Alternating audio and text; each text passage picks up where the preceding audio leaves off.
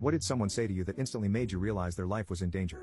When I was 20 years old, I went on a trip to Acapulco for 2 weeks. My cousin, also 20, and I traveled the day after Christmas. The first week had already passed when her little brother, 17 years old, unexpectedly surprised us by showing up saying he was able to get a cheap airline ticket and wanted to spend the last week we were there with us. Our first week in Acapulco, my cousin and I had been partying, living up. Most often not returning to our condo until around dawn. So by week 2 we were a lot more chill and wanted to go to sleep much earlier. But, my younger cousin had just arrived, spread his wings and was ready to go. That night we went out to dinner with him, showed him around a bit, and then later when the disco opened up around midnight we went with him. About 2 a.m. we decided we were tired and wanted to go back to our condo. We told him, listen, we are really tired and want to go back and go to sleep. We don't want to be your mother here, but we want you to promise us that you will take a taxi back to the condo the whole way, no exceptions. He promised and we returned to our room. Later that night while we were sleeping the phone rang and I answered it. It was the night doorman / front desk man who was on duty checking to make sure you were a guest at the condo before he buzzed the guests in through the gate that surrounded the property. In broken English, he said, please come, your brother needs help. I imagined he probably had gotten drunk and maybe the elevator wasn't working. This frequently happened. I told his sister, I will go down and help him up. I went down and laying on the concrete by the pool, in front of the door that opened through the gate to condo, I saw my cousin. Upon seeing him I was a little mad, suspecting he might be playing a practical joke on me, and I was not amused. I walked over to him and said, Jay, what is going on? He replied, I think I have been stabbed. It was clear seeing his face he was not well. Then he tried but failed to get up because he needed to go to the bathroom. I told him don't move. He yelled, I have to, I need to poop bad. I replied, I don't care, do not move if you have to, go in your pants, just don't move. It was then he weakly began whispering to me, Shonda, I want you to know how much I love you, I need you to tell my sister how much I love her.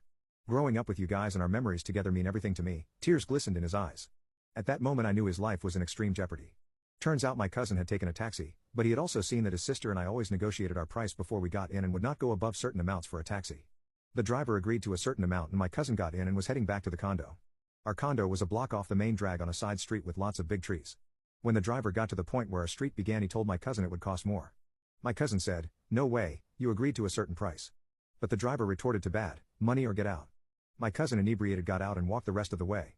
He was at the door in front of the gate of our condo when he heard someone from behind him asking a question. He thought. He turned and the guy lunged for my cousin's Velcro watch, not even a nice one. The robber also had an ice pick in his hand.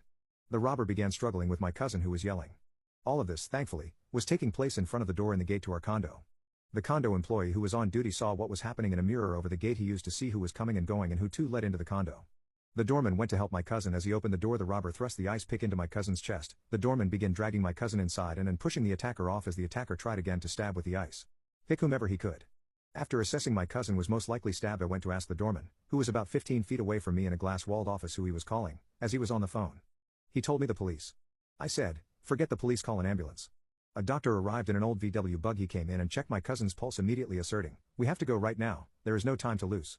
I was only wearing a short Victoria's Secret nightgown, thankfully a pretty modest one, and didn't even have shoes on.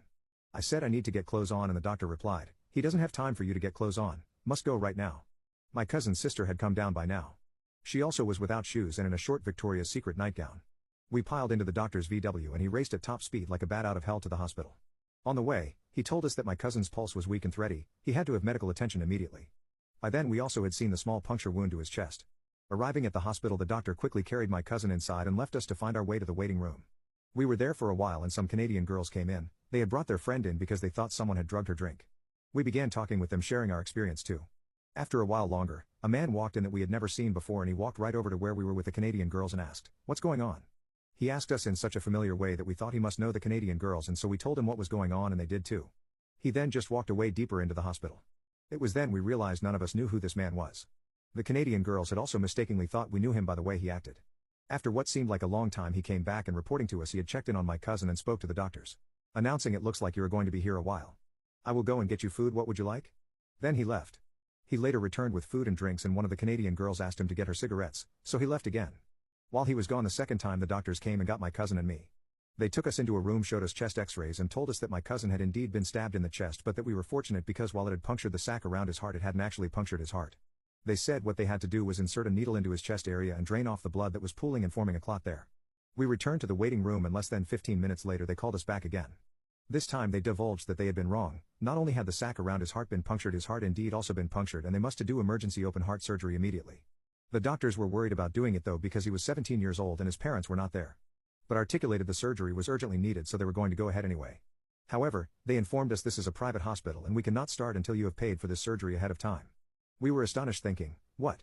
How can we do that? Then asking, will you take his medical insurance? They told us that his USA insurance wouldn't work there in Mexico.